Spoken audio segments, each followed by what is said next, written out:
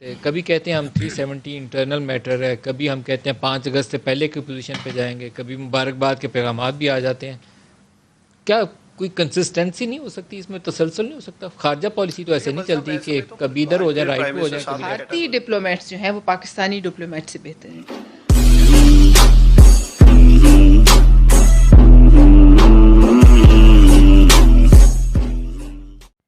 عمران خان شام 7 بجے کے بعد ڈرگس لیتا ہے، یہ پکا ہو گیا کیونکہ کل اس کے بعد جھوٹا نکل گیا.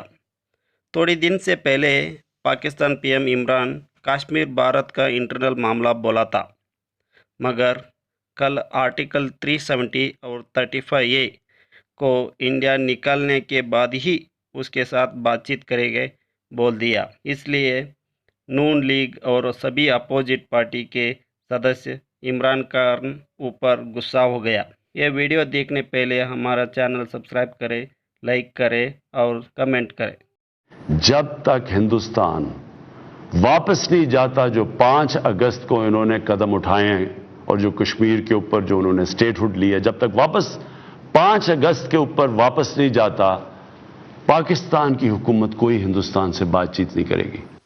پلوش شاہ، ہم کیا کرنے جا رہے ہیں؟ کیونکہ جو بیک چینل ہے اس کے اوپر بڑی مزے کی پوزیشن یہ ہے کہ وہاں ایک بیک چینل ایگزسٹ کرتا ہے جہاں ہمارے انٹیلیجنس چیف اور انڈین انٹیلیجنس چیف پچھلے 2 سالوں سے گفتگو کر رہے ہیں، اور ہم کہتے ہیں یہ بیک چینل بھی نہیں ہے، کچھ اور ہے، بس ایک دوسرے کو آگاہ کرتے ہیں.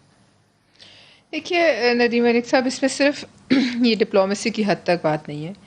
یہ جو آپ اس پہ میرے سے زیادہ جو ہے آپ کا گرپ ہے اکانومی پر، یہ جو IMF کے تحت ایک بجٹ اب آئے گا اس ملک میں، جو ان کا چھاپا ہوا ہوگا آپ اسے پیش کر دیں گے، اور جو یہاں ایک میوزیکل چیئرز ہیں، ہر دوسرے دن ایک نیا آپ کا وزیر جو ہے فائنانس آ جاتا ہے.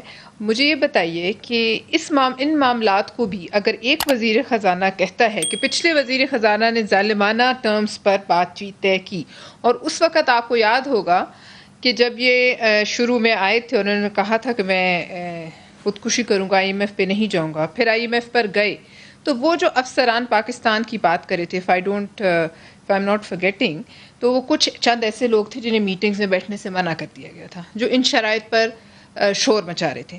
آج آپ کے وزیر خزانہ کہتے ہیں، آپ کے وزیر خزانہ ہیں، آپ کے وزیر خزانہ کہتے ہیں کہ حفیظ شیخ صاحب نے انتہائی ظالمانہ اور ملک دشمن قسم کی شرائط مانی. تو حفیظ شیخ صاحب کہاں ہیں؟ یہ کیا آپ کو پتہ ہے؟ مجھے پتہ ہے. وہ کون سی شرائط تھی؟ کیا ان کو آپ کو ہمارا حق کہاں حفیظ شیخ آپ کو پتہ ہے؟ مجھے تو نہیں پتہ ہے. آپ کی حکومت میں جب وزیر خزانہ تھے اس کے بعد آپ کو پتہ چلا تھا کہ وہ کہاں ہے؟ بس ہم چلے گئے تھے تو پھر وہ بھی چلے گئے ہوں گے، لیکن خیر جب تک ہم حکومت میں تھے تب تک تو وہ ہمارے قابو میں ہی تھے. آپ کی بھی حکومت جانے سے پہلے، کیئر ٹیکر سیٹ اپ چھانے سے بننے سے پہلے انہوں نے چند دن استعفیٰ دے دیا تھا.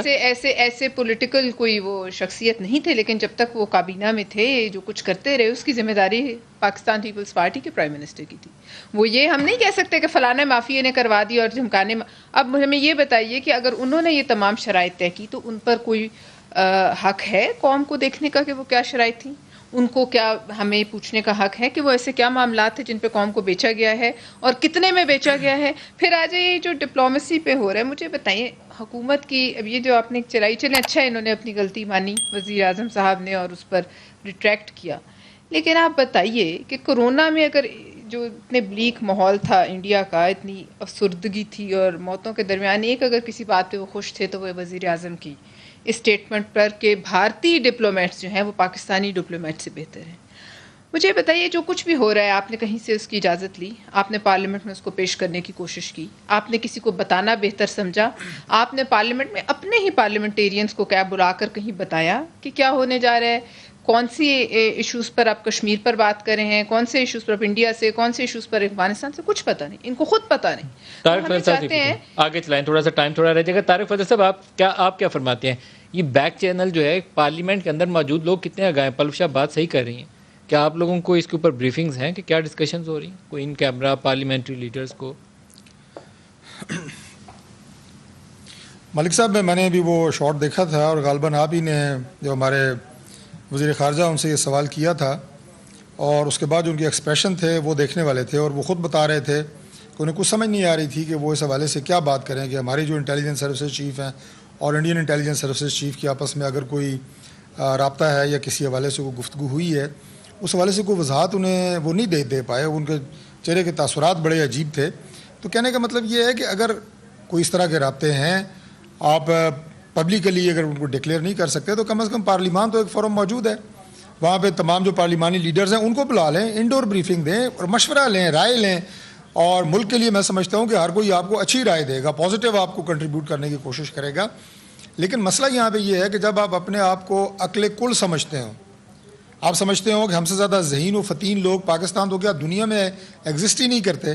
ابھی آپ نے دیکھا جو پرائم منسٹر کا آپ نے سلاٹ چلایا ابھی ابتدا میں, اس میں جو انہوں نے کہا وہ تو بعد کی بات ہے, لیکن جو پہلا جملہ تھا وہ یہ تھا کہ ٹی وی پہ جب بھی کوئی منہ کھولتا ہے, یعنی یہ گفتگو کم از کم میں اور آپ شاید نہ کر سکیں کہ اگر کوئی ٹی وی کے اوپر کوئی بات کر رہا ہے, کوئی ٹی وی کے اوپر نقطۂ نظر دے رہا ہے, ملک کا پرائم منسٹر یہ کہہ رہا ہے کہ جو بھی منہ کھولتا ہے, تو ابھی شکر ہے انہوں نے اس سے بھی زیادہ سخت الفاظ استعمال نہیں کیے, مہربانی ہے ان کی.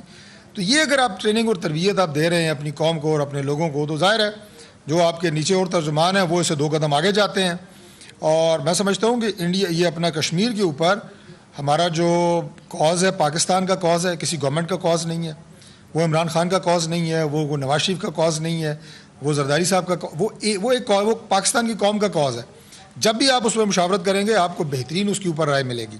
فارن آفس کی آپ نے بات کی, یہ دوسرا عملہ ہے جو عمران خان صاحب نے فارن آفس پہ کی ہے. اس سے پہلے آپ کو یاد ہوگا کہ شیریں مزاری صاحب نے کیا کہا تھا, اور انہوں نے فرمایا تھا کہ foreign office has badly field.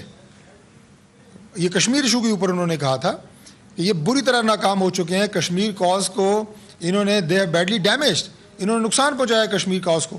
ان کی بنتی نہیں تھی, وزیر خارجہ سے رگڑ دیا انہوں نے پاکستان کی کشمیر پالیسی کو بھی, پورے آپ کے فارن آفس کو. لیکن پوچھنے والا کوئی نہیں ہے کیونکہ یہ جماعت فرشتوں کی ہے, یہ لوگ جو ہیں یہ کوئی غلطی کر نہیں سکتے ان سے زیادہ. جیسے پہلے میں نے کہا ڈاکٹر صاحب کشمیر کے اوپر آپ ایک دفعہ واضح پوزیشن اختیار کیوں نہیں کر لیتے؟ کبھی کہتے ہیں ہم 370 انٹرنل میٹر ہے, کبھی ہم کہتے ہیں 5 اگست سے پہلے کی پوزیشن پہ جائیں گے, کبھی مبارکباد کے پیغامات بھی آ جاتے ہیں. کیا کوئی کنسسٹنسی نہیں ہو سکتی اس میں, تسلسل نہیں ہو سکتا؟ خارجہ پالیسی تو ایسے نہیں چلتی کہ کبھی ادھر ہو جائے رائٹ پہ ہو جائے, کبھی لیفٹ. کیٹیگوریکلی کہا ہے کہ جب تک 5 اگست کی انہوں نے بات کی ہے, وہی جو پوزیشن ہے اس پہ اگر انڈیا نہیں آتا ہے, بھارت نہیں آتا ہے کشمیر پہ, سر ساری ہماری موجود ہے جو کیا کہتے ہیں پوزیشن ہے. لیکن میں سمجھتا ہوں کہ پرائم منسٹر عمران خان صاحب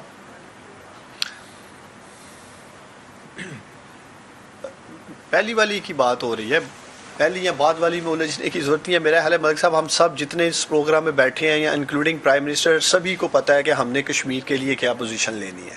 بات یہ دیکھنے والی ہے, طارق فضل چوہی صاحب بات کر رہے ہیں, یہ وہ پارٹی بات کر رہی ہے جس نے فارن منسٹر رکھا ہی نہیں.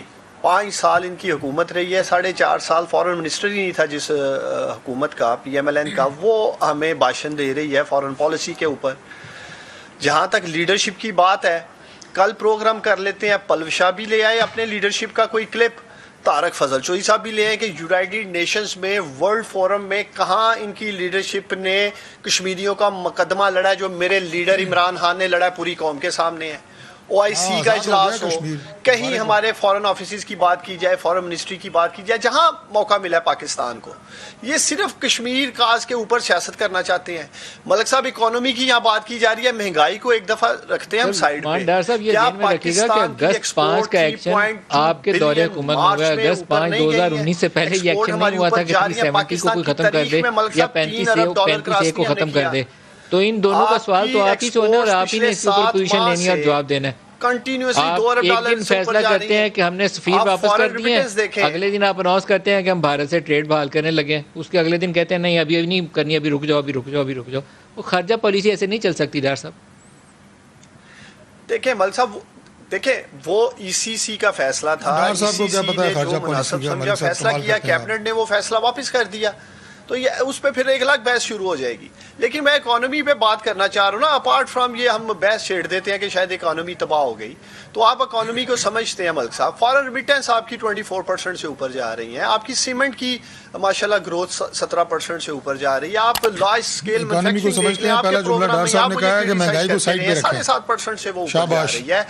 آپ کے فارن ریزرو $23 بلین پہ ہیں جو پچھلے 5 سالوں سے ہائیسٹ فگر ہے. اسی طرح آپ کیا کہتے ہیں یہ یو ایس ڈالر کو دیکھ لیں، روپے کے اگینسٹ ہمارا جو پیسہ ہے وہ تگڑا ہوا ہے. تو ہر چیز بہتری کی طرف جا رہی ہے. مہنگائی پہ بھی انشاءاللہ تعالیٰ قابو پائیں گے. اس کی بہت ساری وجوہات ہیں، پھر ایک لمبی بحث ہو جائے گی کیا سر روپے کے اوپر اتنے لطیفے ہیں، وہ کہتے ہیں کسی کو موت سے ڈرا کے تو بخار سے منا لینا. آپ روپے کو 123 پہ اٹھا کے 170 پہ لے گئے، اب 152 پہ آ کے آپ کہتے ہیں اب ہم ڈھول پیٹیں. اب یہ تو نہیں ہو سکتا نا سر. 152 تک آپ لے کر آئے ہیں، 170 پہ بھی آپ ہی لے کر گئے تھے.